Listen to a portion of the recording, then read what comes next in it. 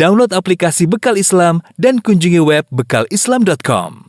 Bismillahirrahmanirrahim. Assalamualaikum warahmatullahi wabarakatuh. Alhamdulillahi ala ihsanih wa syukru lahu ala taufiqihi wa amtinanih wa asyhadu an la ilaha illallah wahdahu la syarika lahu ta'ziman li sya'nih wa asyhadu anna Muhammadan abduhu wa rasuluhu da'ila ridwanih. Allahumma salli alaihi wa ala alihi wa ashabihi wa ikhwanih. Hadirin dan hadirat yang dirahmati oleh Allah Subhanahu wa taala. Alhamdulillah, puji dan syukur kita panjatkan kepada Allah atas segala limpahan karunia. Allah berikan kepada kita salawat dan salam semoga tercurahkan selalu kepada junjungan kita Nabi Muhammad sallallahu alaihi wasallam, kepada keluarganya serta seluruh sahabat beliau tanpa terkecuali. Kita melanjutkan bahasan kita tentang sirah Nabi sallallahu alaihi wasallam. Pada pertemuan lalu kita telah menyebutkan tentang bagaimana turunnya wahyu kepada Nabi sallallahu alaihi wasallam, yang hal ini benar-benar menjadikan Nabi sallallahu alaihi wasallam kaget, ya. Tidak diduga ternyata ada wahyu yang turun kepada Nabi sallallahu alaihi wasallam. Dan setelah turun wahyu, maka banyak rahasia-rahasia atau teka-teki yang selama ini di benak Nabi sallallahu alaihi wasallam akhirnya terbongkar, terungkap. Nabi pernah dibelah dadanya oleh malaikat Jibril. Nabi sallallahu alaihi wasallam pernah berjalan di kota Mekah, ada batu yang beri salam kepadanya, ya. Nabi sallallahu alaihi wasallam bermimpi dengan mimpi yang sebelumnya, ya, yang sebelum turun wahyu. Yang ini semua menjadikan Nabi sangat rindu untuk mengetahui hakikat dari ini semua. Dan ternyata akhirnya turun wahyu kepada Nabi sallallahu alaihi wasallam. Dan waktu turun wahyu kepada Nabi sallallahu alaihi wasallam, Iqra bismi rabbikal ladzi khalaq, 5 ayat dari surat Al-Alaq, Nabi bercampur antara ketakutan dengan kebahagiaan. Di antaranya yang menunjukkan akan hal ini, setelah itu wahyu terputus, wahyu tidak turun lagi. Ada yang mengatakan 3 hari, ada yang mengatakan 40 hari. Maka Nabi SAW merasakan kesedihan. Kenapa? Beliau merasakan kebahagiaan tatkala mendengar wahyu-wahyu tersebut. Maka beliau rindu ingin kembali mendengar wahyu-wahyu tersebut. Namun ternyata wahyu tidak turun. Baik, kita lanjutkan. Jadi meskipun Rasulullah SAW ketakutan tatkala turun wahyu, tapi beliau rindu ingin mendengar wahyu tersebut. Akhirnya wahyu terputus 3 hari, ada yang mengatakan lebih daripada itu, ada yang mengatakan sampai 40 hari. Rasulullah SAW rindu kembali ingin bertemu dengan malaikat Jibril. Di sini ada riwayat yang lemah yang disebutkan dalam Sahih Al-Bukhari dari riwayat Az-Zuhri, ya, bahwasanya Nabi sallallahu alaihi wasallam saking rindunya dan tidak ketemu dengan malaikat Jibril, maka Rasulullah SAW sedih dan akhirnya pergi ke puncak gunung dan ingin melemparkan badannya dari puncak gunung, ingin bunuh diri, bahasa kasarnya demikian. Dan riwayat ini terdapat dalam Sahih Al-Bukhari. Akhirnya orientalis sering mengangkat riwayat ini. Bagaimana Nabi kalian ingin bunuh diri? Masa seorang Nabi ingin bunuh diri? Jadi, dari sisi orang-orang Syiah mereka mengatakan, masa dalam Sahih Bukhari ada riwayat seperti ini? Sahih Bukhari enggak beres, masa ada Nabi ingin bunuh diri? Namun ini dibantah oleh para ulama. Yang pertama, riwayat tersebut riwayat yang lemah, meskipun dalam Sahih Bukhari, tapi bukan dalam usulnya, bukan dalam pokoknya. Disebutkan hadis yang sahih, kemudian Imam Bukhari menyebutkan riwayat-riwayat, ya, dan Rasulullah dan Imam Bukhari terkadang menyebut hadis-hadis muallaq dan tidak semuanya sahih. Yang dijamin sahih oleh Imam Al-Bukhari adalah hadis pokoknya, hadis intinya, paham? Hadis intinya itu sahih semuanya dalam Sahih Bukhari. Setelah itu ada tambahan-tambahan, terkadang sahih, terkadang tidak sahih. Di antaranya riwayat Az-Zuhri, ya, dari Az-Zuhri meriwayatkan, dan Az-Zuhri adalah seorang tabi'in. Kemudian dia berkata, wa fatara al-wahyu fatratan hatta hazina Nabi sallallahu alaihi wasallam fima balaghana huznan. Wahyu terputus sampai riwayat datang kepada kami bahwasanya Rasulullah SAW dalam kondisi sedih, yang sangat sedih, sampai Rasulullah SAW pergi ke puncak gunung dan ingin melemparkan dirinya. Riwayat ini lemah karena Zuhri adalah tabi'in tidak bertemu dengan Nabi SAW. Tabi'in bertemu dengan siapa? Sahabat baru bertemu dengan Nabi SAW. Oleh karena riwayat ini secara sanad terputus.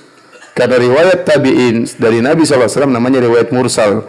Dan hadis mursal dalam ilmu mustalah hadis dinilai adalah hadis yang dhaif, ya.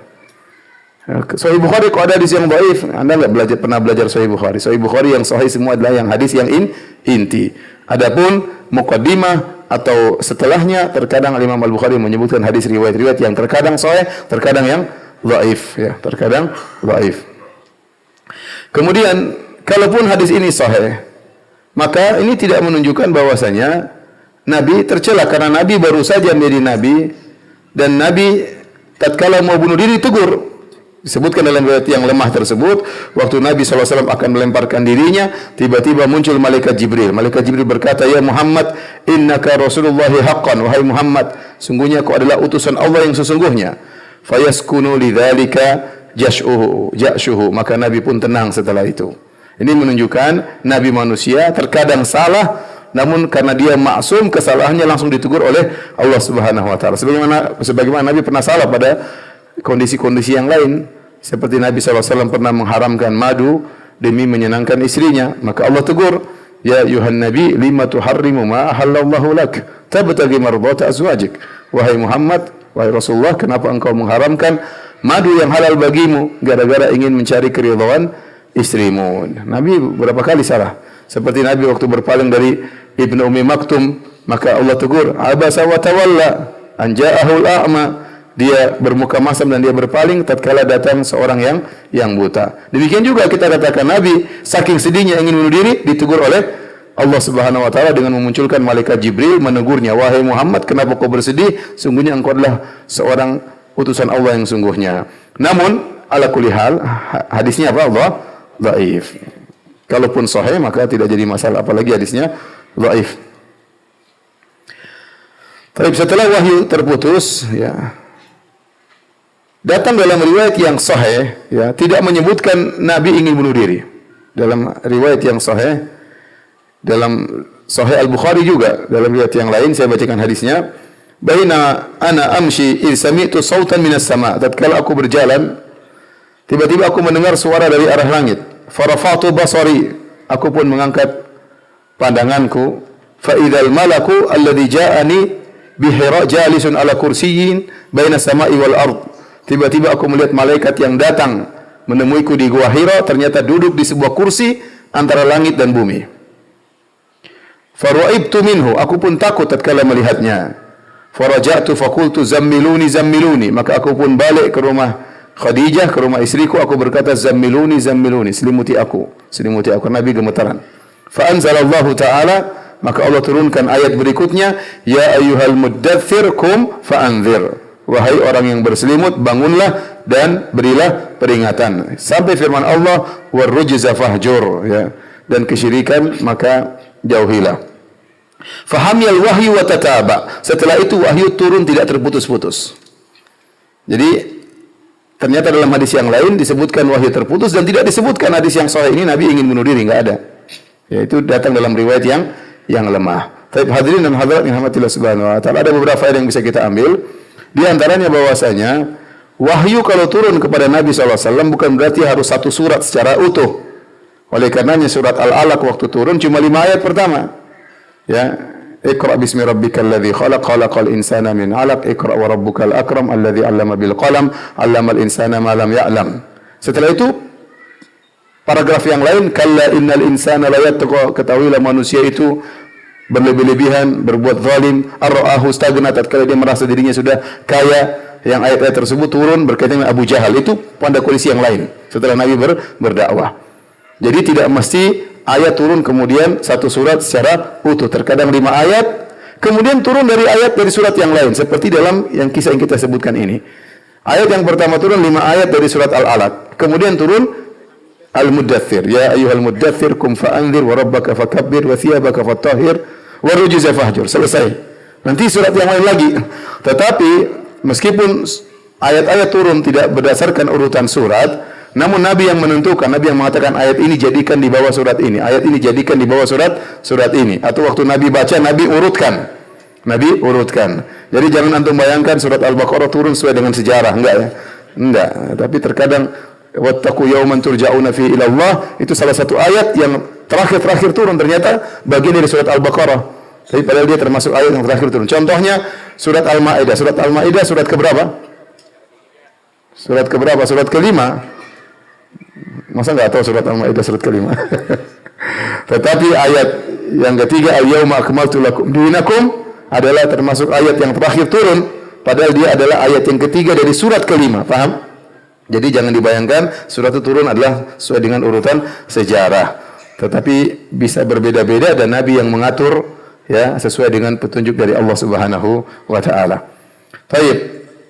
Setelah turun firman Allah, ya. Ya ayyuhal muddathir kum fa'anzir, wahai yang orang yang berselimut, bangun dan berilah peringatan. Setelah turun ayat tersebut, kum fa'anzir, bangun dan beri peringatan, kata para ulama, Nabi tidak pernah istirahat sampai dia meninggal dunia. Allah mengatakan bangunlah dan beri peringatan. Maka sejak saat itu Nabi serius berdakwah. Kalau kita baca nanti kita akan lewati bagaimana sejarah Nabi. Nabi tidak pernah berhenti dari satu peristiwa kepada peristiwa yang berikutnya. Dari satu ujian menuju ujian yang berikutnya sampai beliau meninggal dunia. Kum fa'anzir. Bangunlah dan berilah peringatan. Dan terputusnya wahyu juga ini dalil bahwasanya masalah wahyu bukan kehendak Nabi, tapi kehendak siapa? Allah Subhanahu wa taala. Al-Qur'an bukan karangan Nabi, tapi wahyu dari Allah Subhanahu wa taala. Nabi tidak berkehendak kalau ingin dapat wahyu tiba-tiba turun. Tidak, terserah Allah kapan Allah kasih wahyu, kapan Allah enggak kasih wahyu, kapan Allah suruh Nabi berijtihad, ya. Kapan Allah mengharuskan Nabi mengikuti perintahnya dengan menurunkan wahyu. Baik, kita masuk pada pembahasan berikutnya adalah tentang dakwah sembunyi-sembunyi sebelum dakwah terang-terangan, ya, atau disebut dengan dakwah as-sirriyah, dakwah secara sembunyi-sembunyi. Para hadirin dan hadirat yang dirahmati oleh Allah Subhanahu wa taala. Setelah turun ayat kum fa'anzir, bangunlah dan beri peringatan, maka Rasulullah SAW sadar bahwasanya beliau telah diutus oleh Allah untuk mengemban risalah, suatu beban dan tanggung jawab yang sangat berat.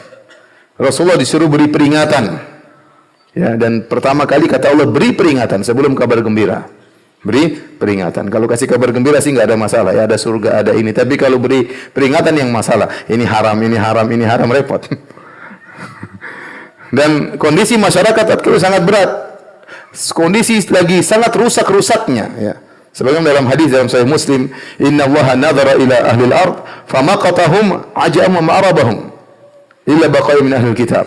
Sungguhnya Allah melihat kepada penghuni bumi dan Allah murka kepada mereka semuanya, baik yang Arab maupun selain Arab, kecuali orang-orang tersisa dari ahlul kitab yang masih bertauhid. Intinya waktu itu kondisi Mekah, ya, dari sisi kesyirikan tersebar di mana-mana. Di sekitar Ka'bah aja 360 berhala, ya. Berhala dengan berbagai macam modelnya, ya. Ya, mungkin yang pingin punya anak ada berhala ini, ya. Pingin rezeki lancar berhala ini, pingin istri cantik berhala ini, ya. Masing-masing berhala punya spesialis, ya. Kemudian banyak di antara mereka yang minum khamar, kebiasaan mereka adalah judi, kebiasaan mereka adalah berzina, kebiasaan mereka adalah makan riba, sering terjadi pertikaian, akhirnya bunuh-bunuhan di antara kabilah, ya. Merebak kemaksiatan di mana-mana. Ternyata Nabi disuruh untuk merubah kondisi itu semua dengan firman Allah, "Qum fa'anzir," bangunlah dan berilah peringatan. Maka Rasulullah SAW menjalankan tugas tersebut dengan baik. Maka mulailah Nabi berdakwah selama kurang lebih 3 tahun dengan dakwah sirriyah, dakwah sembunyi-sembunyi. Karena kalau Nabi terang-terangan, secara perhitungan berbahaya. Ya, secara perhitungan berbahaya. Begitu muncul bisa langsung dipadamkan oleh orang-orang kafir Quraisy. Maka Nabi mulai berdakwah dari orang-orang terdekatnya dengan perlahan-lahan, dengan penuh kesabaran. Maka ada orang-orang yang pertama kali masuk Islam, dan orang-orang ini perlu kita ketahui karena jasa mereka sangat besar. Di antara yang pertama kali masuk Islam tentunya Khadijah bintu Khuwailid, istri Nabi sallallahu alaihi wasallam. Dialah manusia pertama kali yang menerima dakwah Nabi sallallahu alaihi wasallam secara mutlak. Ya, dia yang pertama kali karena dia yang menangkan hati Nabi sallallahu alaihi wasallam. Orang kedua yang masuk Islam siapa? Waraqah ibnu Naufal. Karena waktu Nabi datang ke Khadijah, Khadijah bawa Nabi ke mana? Ke Waraqah. Dan Waraqah yang kemudian mengatakan, "Ya laitani kuntu jaz'an id akhrajaka qaumuk. Ya laitani kuntu hayyan." Ya. La ansurannaka nasran mu'azzaran. Kata Waraqah kepada Nabi, "Wahai Muhammad, seandainya aku masih muda tatkala kau diusir oleh kaummu, aku akan menolong engkau dengan pertolongan yang kuat." Ya, berarti dia beriman kepada Nabi SAW. Tetapi tidak lama kemudian dia meninggal dunia. Nabi belum sempat berdakwah, dia sudah meninggal dunia. Akan tapi Nabi SAW mengabarkan kepada para sahabat bahwasanya Waraqah masuk surga. Kata Nabi SAW, la tasubbu Waraqah bin Naufal, fa inni ra'aitu lahu jannatan aw jannatain. Janganlah kalian mencela Waraqah ibnu Naufal. Sungguhnya aku melihat dia mendapat satu surga atau dua surga. Oleh karenanya kita yakin bahwasanya Waraqah masuk Islam dan dia dijamin surga oleh Nabi sallallahu alaihi wasallam. Kemudian orang yang pertama kali masuk Islam juga di antaranya Abu Bakar As-Siddiq. Abu Bakar As-Siddiq radhiyallahu taala anhu. Ya. Waraqah tidak sempat mendapati fase dakwah Nabi sallallahu alaihi wasallam. Dia meninggal sebelum Nabi mulai berdakwah, ya. Mungkin dia meninggal tatkala masa terputusnya wahyu. 40 hari tersebut beliau meninggal dunia. Adapun tatkala turun firman Allah, "Qum fa'anzir", maka Waraqah sudah tidak ada. Yang pertama masuk Islam dari lelaki dewasa adalah Abu Bakar As-Siddiq radhiyallahu taala anhu. Dan Abu Bakar As-Siddiq radhiyallahu anhu memiliki keistimewaan. Di antaranya beliau tatkala ditawarkan Islam tidak ragu-ragu, sama sekali tidak ragu-ragu. Kata Nabi sallallahu alaihi wasallam, "Ma aratul Islam ala ahadin illa kanat lahu kabwa illa Abu Bakrin, fa innahu lam yatala'tham fi qawlihi." Tidaklah aku menawarkan Islam kepada seorang pun kecuali ada keraguan, kecuali Abu Bakar. Sungguhnya dia tidak ragu-ragu untuk menyatakan Islamnya. Jadi semua orang ditawarkan Islam oleh Nabi mungkin masih mikir. Mungkin masih mikir sebentar atau sehari atau 2 hari. Abu Bakar tidak, begitu tawarkan Islam langsung masuk Islam. Kenapa demikian? Karena Abu Bakar sahabat Nabi sallallahu alaihi wasallam. Dia kenal betul siapa Muhammad, bagaimana kejujurannya, bagaimana akhlaknya sejak kecil, ya. Bagaimana hebatnya Nabi sallallahu alaihi wasallam. Begitu Nabi mengatakan saya adalah utusan Allah, Abu Bakar langsung membenarkan. Oleh karenanya Rasulullah SAW pernah memuji iman Abu Bakar dalam satu hadis. Rasulullah SAW bersabda, "Wa bainama rajulun yasuqu baqaratan qad hammala 'alaiha, faltafat ilaihi fakallamatu faqalat inni lam ukhlaq li hadha, walakinni khuliqtu lil harf." Nabi pernah berkata, ada suatu hari ada seorang yang sedang membawa sapinya. Kemudian dia ngangkutkan barang di atas sapinya. Kemudian sapi tersebut nengok kepada tuannya. Ini tuan bahlul, masa saya disuruh ngangkat barang, ya? Maka sapi ini berkata, "Inni lam ukhlaq li hadha." Aku tidak diciptakan untuk ngangkut barang, wahai tuanku. Walakinni khuliqtu lil harf. Tapi aku diciptakan oleh Allah untuk membajak. Maka orang-orang berkata, "Subhanallah, abaqaratun tatakallam?" Ya Rasulullah, Maha suci Allah, apakah ada sapi berbicara? Maka Nabi SAW berkata, "Fa inni uminu bidzalik wa Abu Bakr wa Umar bin Khattab." Sungguhnya aku beriman pernah terjadi kejadian seperti itu, dan Abu Bakar juga beriman dan Umar juga beriman. Dalam riwayat wa ma humma thamma, padahal waktu itu Abu Bakar dan Umar tidak hadir waktu Nabi menceritakan kisah tersebut. Isyarat bahwasanya Nabi berkata, waktu Nabi cerita sapi berbicara, para sahabat masih berkata, apakah sapi bisa berbicara? Kata Nabi, kalau ada Abu Bakar, dia pasti mengatakan iya, tidak ragu-ragu untuk mendengar berita dari Nabi SAW itu tentang sapi bisa berbicara. Makanya tatkala Isra Mi'raj, waktu Nabi mengatakan beliau naik ke Sidratul Muntaha, pergi dari Mekah menuju Masjidil Aqsa, kemudian naik ke langit, pulang lagi, kurang dari 1 malam, maka banyak orang yang tidak percaya. Bahkan sebagian orang murtad tatkala itu. Ya. Sampai waktu Nabi SAW pulang ketemu dengan orang kafir Quraisy, dia bertanya, "Dari mana kau Muhammad?" "Saya dari Masjidil Aqsa, naik ke langit, balik lagi." "Benar?" "Iya, benar. Saya kumpulin orang, jangan lupa perkataanmu, ya." Maksudnya dia ngumpulin orang untuk ngejek Nabi SAW. Ya, akhirnya mereka datang ke Abu Bakar. Kata mereka, "Abu Bakar, temanmu ini gimana? Enggak beres. Sekarang kemarin masih beres, sekarang sudah enggak beres. Bilang kurang dari semalam dia pergi dari Masjidil Haram ke Masjidil Aqsa, naik ke langit, balik lagi kurang dari 1 malam. Bayangkan di zaman tersebut sepeda saja belum diciptakan, ya. Kemudian zaman sekarang saja menakjubkan, apalagi zaman dahulu. Kata Abu Bakar, sungguhnya kalau dia kabarkan lebih daripada itu, aku akan benarkan. Dia telah mengabarkan yang lebih hebat daripada itu, bahwasanya Tuhan kasih dia wahyu. Itu lebih aneh daripada ini. Dan itu saya benarkan. Maka Abu Bakar disebut dengan apa? As-Siddiq. Ini di antara keistimewaan Abu Bakar radhiyallahu taala anhu. Oleh karena Nabi SAW pernah naik di atas gunung Uhud. Kemudian Nabi Abu Bakar, Utsman dan Umar. Tiba-tiba gunung Uhud bergetar. Kata Nabi SAW, "Uskut ya Uhud, fa inna ma'alaika nabiyyun wa siddiqun wa syahidan." Tenang kau wahai gunung Uhud, sungguhnya yang ada di atasmu adalah seorang nabi, seorang siddiq yaitu Abu Bakar, wa syahidan dan dua orang yang mati syahid yaitu Umar dan Utsman.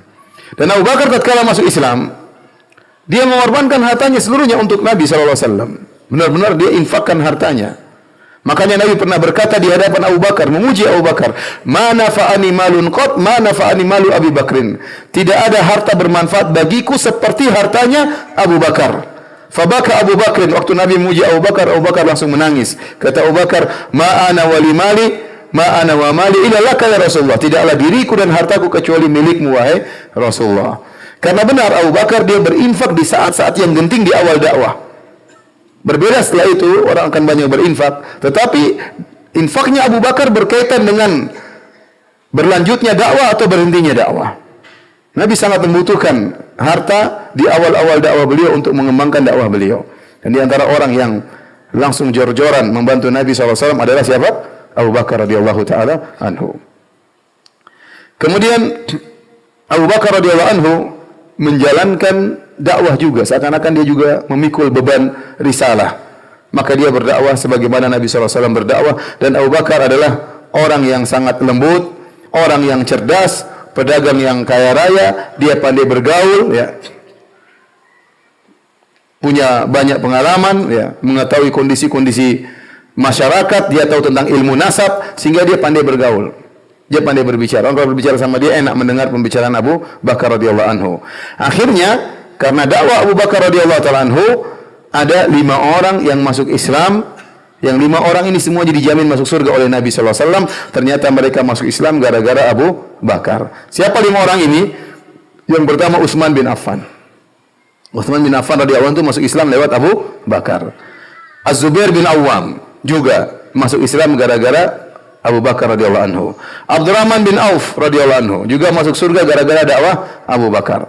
Sa'ad bin Abi Waqqas juga masuk surga gara-gara dakwah Abu Bakar. Yang kelima Talha bin Ubaidillah juga masuk surga gara-gara dakwah Abu Bakar radhiyallahu ta'ala. Bayangkan 5 orang ini dijamin masuk surga.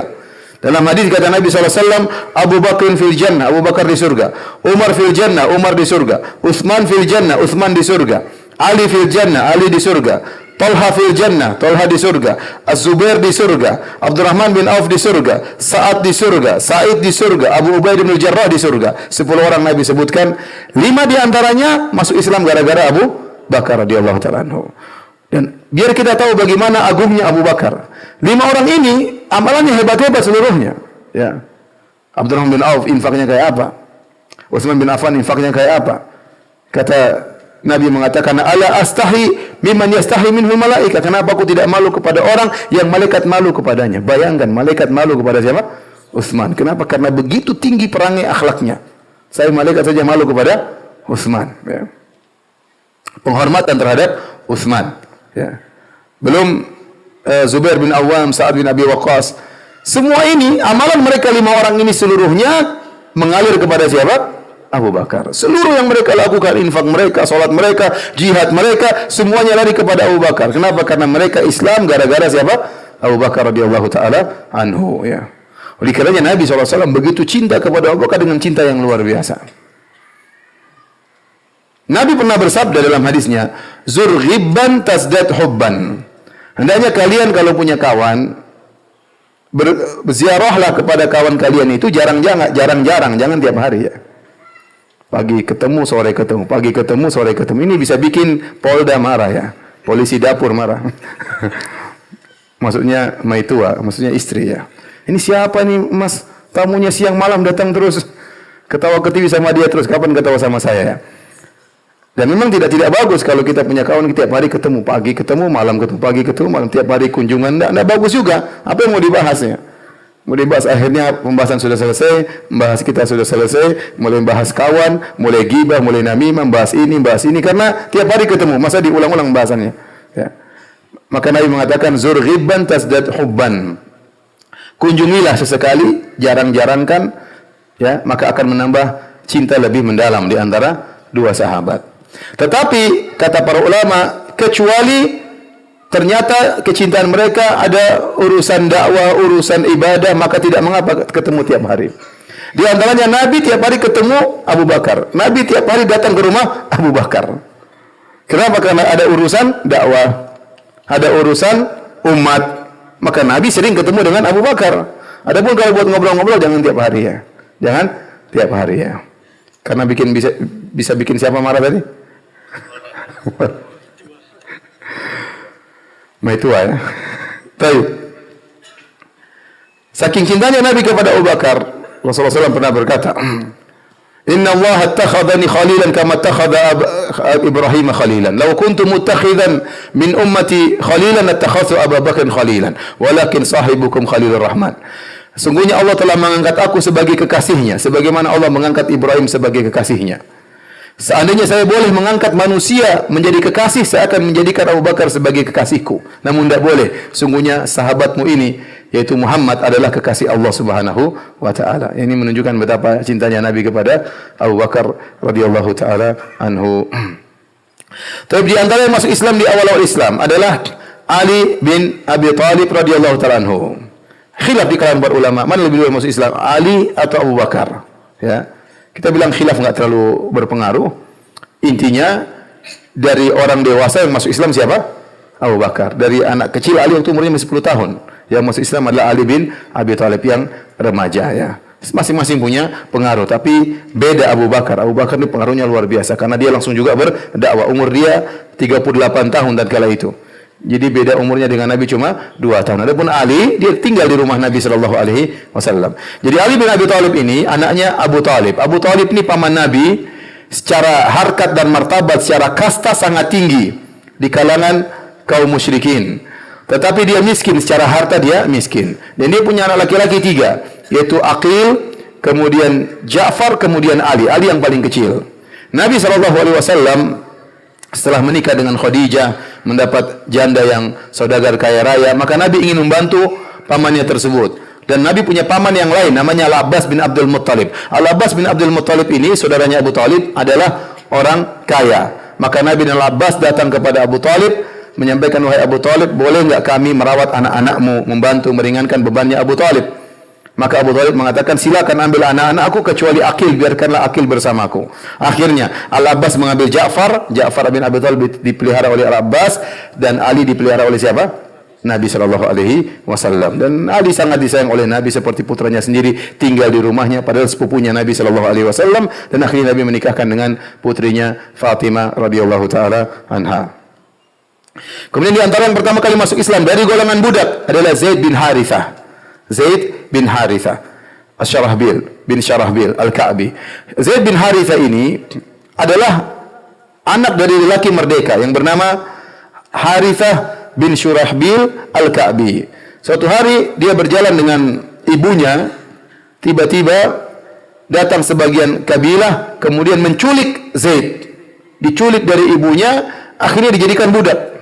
Asalnya dia lelaki merdeka, dijadikan budak, ditangkap kemudian dijadikan budak. Kemudian diperjualbelikan sampai akhirnya Zaid bin Harithah dijual di sebuah pasar namanya Suq Ukaz, pasar Ukaz di daerah Makkah sana. Kemudian akhirnya ada seorang sahabat yang dahulunya masih musyrik bernama Hakim bin Hizam. Hakim bin Hizam ini ponakannya Khadijah radhiyallahu anha. Maka dia beli Zaid bin Harithah, budak ini dibeli oleh Hakim bin Hizam. Kemudian dihadiahkan kepada bibinya siapa? Khadijah bintu Khuwailid, istri Nabi sallallahu alaihi wasallam. Dan waktu Nabi menjadi nabi, anak laki-laki sudah meninggal. Nabi punya anak 6. Qasim, Abdullah, kemudian Zainab, Ruqayyah, Ummu Kulthum, Fatimah, 6 orang. Waktu Nabi diangkat menjadi nabi, anak laki-lakinya sudah meninggal semuanya. Tinggal 4 anak perempuannya. Zainab, Ruqayyah, Ummu Kulthum dan siapa? Fatimah, 4 orang anak perempuan. Maka dengan hadirnya Zaid bin Harithah, Nabi sangat sayang kepada Zaid karena dia enggak punya anak laki-laki. Karena Zaid dihadiahkan oleh Khadijah kepada Nabi SAW. Jadilah Zaid adalah budaknya Nabi SAW. Berjalan dengan waktu, saking cintanya Nabi kepada Zaid, sampai-sampai orang-orang memanggil Zaid, Zaid bin Muhammad. Zaid bin Muhammad. Dahulu mereka mengadakan atau membuat program anak angkat, dan anak tersebut kalau diangkat dinisbahkan kepada bapak angkat. Maka orang-orang memanggil Zaid bin Muhammad, bukan Zaid bin Harithah. Sampai akhirnya Allah turunkan firman-Nya menegur kaum muslimin, ud'uuhum li abaihim huwa aqsatu indallah, dalam surat Al-Ahzab. Kata Allah, panggillah anak-anak tersebut sesuai dengan nama bapak mereka, itu lebih adil. Akhirnya Nabi memanggil Zaid dengan Zaid bin Harithah. Asalnya para sahabat manggil Zaid dengan Zaid bin Muhammad. Ya. Ibnu Umar berkata, "Ma kunna nad'uhu illa Zaid bin Muhammad hatta nazal al-Qur'an." Kami para sahabat selalu memanggil Zaid dengan Zaid bin Muhammad sampai turun Al-Qur'an menegur kami. Berjalan dengan waktu, akhirnya bapaknya yaitu Harithah bin Syurahbil tahu, anaknya ternyata tinggal sama Nabi sallallahu alaihi wasallam. Maka bapaknya sama pamannya datang menemui Zaid, minta agar Zaid kembali kepada mereka karena ini anaknya. Maka Zaid memilih tetap bersama. Kemudian mereka datang kepada Nabi sallallahu alaihi wasallam. Kata mereka, "Wahai Muhammad, kami akan mengambil anak kami. Kau minta berapa, kami akan bayar." Kata Rasulullah SAW, tidak usah bayar. Panggil aja anak kalian, tanya mau tinggal. Kalau mau sama kalian silakan ambil aja. Waktu mereka bertanya kepada Zaid, "Zaid, kembalilah kepada kami." Kata Zaid, "Mending saya tinggal sama Muhammad." Bapaknya bilang, "Tinggal bersama kami, jadi merdeka daripada tinggal menjadi budak sama Muhammad." Kata Zaid, "Mending jadi budaknya siapa? Muhammad." Akhirnya dia tinggal sama Muhammad. Makanya Zaid dikenal dengan Hibbu Rasulillah, orang sangat dicintai oleh Nabi sallallahu alaihi wasallam. Dan anaknya Usama Hubbi Rasulillah. Ya, demikian juga Usama sangat dicintai juga oleh Nabi karena dia anaknya siapa? Zaid. Zaid bin Harithah. Baik. Kalau kita perhatikan para hadirin dan hadirat yang dirahmati Allah Subhanahu wa taala, ternyata orang-orang yang pertama kali masuk Islam rata-rata anak-anak muda. Rata-rata anak muda. Contohnya Abu Bakar As-Siddiq umurnya 38 tahun. Masih muda atau sudah tua? Masih muda. Saya 39, berarti masih muda. Yang 45. Baik, kemudian yang masuk Islam juga pertama kali Utsman bin Affan, umurnya 34 tahun. Masih muda juga. Ali bin Abi Thalib berapa tahun tadi? 10 tahun. Zaid bin Harithah umurnya 20 tahun. Zubair bin Awam masih 15 tahun. Abdurrahman bin Auf 30 tahun. Sa'ad bin Abi Waqqas waktu masuk Islam umurnya 14 tahun. Talha bin Ubaidillah waktu masuk Islam umurnya 15 tahun. Jadi mereka masih muda-muda. Yang paling tua Abu Bakar 38. Utsman 34. Abdurrahman bin Auf 30. Sisanya 15, 14, 20. Masih muda-muda. Dan para ulama menjelaskan, di antaranya Ibnu Katsir rahimahullahu taala, bahwasanya dakwah itu lebih mudah diterima oleh anak-anak muda daripada orang-orang tua. Padahal yang orang-orang tua mau cepat meninggal padahal. Tapi biasanya yang lebih mudah menerima dakwah adalah anak-anak muda. Dan ini dijadikan Ibnu Katsir rahimahullah berdalil dengan firman Allah tentang kisah Ashabul Kahfi. Kata Allah Subhanahu wa taala, "Innahum fityatun amanu bi rabbihim wa zidnahum huda." Sungguhnya Ashabul Kahfi yang 7 orang itu, mereka itu rata-rata pemuda, fityah, masih muda-muda. Mereka beriman kepada Rabb mereka, ya, dan Allah tambahkan petunjuk bagi mereka. Kenapa anak muda lebih mudah menerima dakwah? Kenapa? Karena orang tua merasa pintar biasanya. Ini dai masih ingusan mau dakwai saya, mau ngajarin saya, ya. Mereka biasanya merasa lebih pintar, ya, daripada ustadznya, ya. Apalagi ustadznya masih muda. Dan Nabi waktu itu dakwah umurnya masih 40, sementara yang dia dakwahi banyak pembesar-pembesar Quraisy tidak mau beriman karena mereka merasa anak muda kok dakwahi saya. Kemudian di antara sebab yang menjadikan orang tua susah menerima dakwah karena mereka sudah terlanjur terikat dengan tradisi yang mereka jalani berpuluh-puluh tahun. Untuk melepaskan tradisi tersebut sangat sulit, ya. Udah begini sudah mau mati dirubah lagi tradisinya. Susah, ya. Adapun anak muda tidak. Anak muda itu dinamis, tidak statis. Pengin taunya tinggi, ya. Pengin coba-cobanya apa? Tinggi. Sekarang Nabi SAW berdakwah. Ini ada ajaran baru. Mereka pengin apa? Pengin coba. Sebenarnya ajaran Nabi bukan ajaran baru, ajaran lama. Itu ajaran Nabi Ibrahim alaihissalam. Namun nampaknya pada saat itu adalah ajaran yang baru. Anak muda pengin tahu. Dan mereka tidak ada beda dengan orang tua punya pengikut banyak. Dia banyak pertimbangan, kalau saya masuk Islam nanti apa kata kaum saya. Anak muda enggak ada urusan. Masuk Islam dia bukan pemimpin kabilah, dia bukan pemimpin suku. Masuk Islam saja. Sehingga mereka lebih mudah untuk masuk Islam daripada orang tua. Anak muda juga lebih semangat dan lebih antusias. Oleh karenanya, coba kita lihat yang hadir rata-rata anak muda. Iya. Anak muda itu sampai berapa sih umur ini? Kapan dikatakan orang sudah tua? 60. 50. Ya, jadi intinya kebanyakan anak muda yang lebih menerima dakwah. Tapi bukan berarti kita melalaikan dakwah terhadap orang-orang tua. Saya pernah menemani seorang ustadz di Jogja. Dek, kata dia, temani saya dakwah, Dek. Tapi yang hadir orang tua. Ya enggak apa-apa, Ustaz. Udah tua-tua 70, 65. Semoga sebelum meninggal bertauhid katanya. Yang hadir ya, dengar sambil ngantuk-ngantuk. Tapi mereka hadir ya. Masya Allah, ini Ustaz mengkhususkan dakwah untuk orang-orang tua ya. Baik, hadirin dan hadirat yang dirahmati Allah Subhanahu wa taala, di antara faedah berdakwah secara diam-diam ya. Bahwasanya ini pelajaran bagi kita kalau kaum muslimin dalam kondisi lemah, dalam kondisi sulit, kalau berdakwah terang-terangan akan menimbulkan kemudaratan, maka boleh bagi mereka untuk berdakwah secara sembunyi-sembunyi. Dan ini pernah terjadi di sebagian negeri. Contoh misalnya di Rusia dulu beberapa puluhan tahun yang silam ya, betapa sulitnya kaum muslimin tinggal di Rusia. Kalau ketahuan baca Quran ditangkap ya. Bahkan bisa jadi dibunuh. Ya, bagaimana kalau ketahuan ada orang baca Quran sampai dibunuh, sampai ditangkap. Sehingga mereka kalau baca Quran harus sembunyi-sembunyi. Apalagi kalau punya halaqah tahfidz Quran harus sembunyi-sembunyi. Itu pernah mereka alami di Rusia ya. Dan ini pernah terjadi sebagaimana kita ceritakan Ibnu Mas'ud tatkala baca Quran di Masjidil Haram dipukulin oleh orang-orang Quraisy. Kalau kita di Indonesia alhamdulillah ya, enggak ada masalah, kita dakwah terang-terangan, enggak ada yang larang alhamdulillah ya.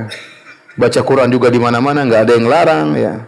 Cuma kita saja yang terkadang malu baca Quran. Maka saya ingatkan kepada para hadirin, hidupkan syiar, jangan malu-malu baca Quran di mana-mana. Mumpung kita masih muda untuk baca Quran di mana-mana. Mumpung kita masih muda untuk berdakwah di mana-mana. Ada saatnya kalau Allah kasih ujian, semoga tidak terjadi, kita sulit untuk berdakwah, ya dicurigai oleh misalnya masyarakat atau dilarang oleh pemerintah, mudah-mudahan tidak terjadi. Tapi itu terjadi di negara-negara yang lain. Ya. Saya punya kawan dulu di Libya cerita, kata dia, Firanda, kita ini di Libya dulu zamannya Gaddafi. Kalau ada orang sholat 5 waktu di masjid, ditangkepin. Ada intel di masjid. Kenapa ditangkapin? Katanya orang terlalu alim, masa 5 waktu di masjid. Jadi saya kalau sholat kata dia, sholat duhur di masjid ini, sholat asar masjid ini, sholat maghrib masjid yang lain. Terkadang dia baik, terkadang dia nggak baik. Terkadang tiba-tiba ada peraturan, semua yang jenggotan ditangkap. Datang polisi yang jenggotan semuanya ditangkap. Terkadang tiba-tiba ada peraturan, semua yang cingkrangan ditangkap. Semua yang cingkrang ditangkap. Teman saya cerita satu hari dia pergi sholat subuh. Tahu-tahu ada patroli, wah bahaya. Ini ada orang alim sekali subuh sholat di masjid. Maka waktu patroli datang, dia jalan di trotoar, di sebelahnya itu ada tumbuhan-tumbuhan berduri. Terpaksa dia loncat dirinya dalam situ dan badannya penuh semua dengan apa? Duri. Jadi ada zaman-zaman seperti kita, alhamdulillah. Sebagian kawan-kawan di Madinah sekarang, mahasiswa tidak bisa pulang. Kalau pulang langsung ditangkap. Sampai datang kepada si teman, bisa nggak saya tinggal di Indonesia? Dia nggak bisa pulang. Di sebagian negara. Kalau dia pulang langsung ditangkap. Bahkan ibu dan bapaknya sudah mulai diteror oleh pemerintah di sana. Mana anakmu kok nggak pulang-pulang? Sekarang dia sudah S2, ditangkap kalau pulang. Gimana coba? Teman saya dulu di Suriah nggak bisa pulang. Sampai sekarang nggak pulang-pulang. Ya, nggak bisa pulang. Karena pulang langsung ditangkap. Ya. Sebagian kawan-kawan saya punya gelar doktor nggak bisa apa-apa. Dia nggak bisa berdakwah. Oleh karenanya kita sekarang alhamdulillah di negeri yang aman, kita bisa berdakwah, tidak perlu sembunyi-sembunyi. Justru sekarang kalau ada orang berdakwah sembunyi-sembunyi, kita curigai. Kenapa dia sembunyi-sembunyi? Ya. Ya. Kalau sembunyi-sembunyi pakai YouTube, kenapa apa kan? Sembunyi-sembunyi ada apa? Kenapa? Ada sembunyi-sembunyi, ada baiat, tidak. Ini bahaya kalau berarti dia menyembunyikan sesuatu yang kesesatan. Ya. Karena kita tidak ada yang larang, alhamdulillah. Ya. Jadi, tetapi kalau kondisi memang tidak memungkinkan, maka seorang boleh berdakwah secara sembunyi-sembunyi. Kemudian ini juga kita bisa ambil dalil dari ini bahwasanya Islam sejak awal dakwahnya adalah dakwah yang universal, ya. Bahwasanya yang masuk Islam di antara yang masuk Islam tadi kita sebutkan sebagian, namun banyak sekali orang-orang yang masuk Islam di awal Islam, di antaranya adalah Bilal bin Rabah yang dia tentunya bukan orang Arab tapi orang Habasyi, ya, tetapi dia juga masuk Islam. Jadi Islam tidak terbatas pada orang-orang Arab saja, tetapi memang Islam diutus rahmatan lil alamin kepada seluruh manusia di alam semesta ini. Demikian ya para hadirin, ya, kajian kita nanti insyaallah ba'da Isya kita tanya jawab, ya. Demikian wabillahi taufik. Assalamualaikum warahmatullahi wabarakatuh.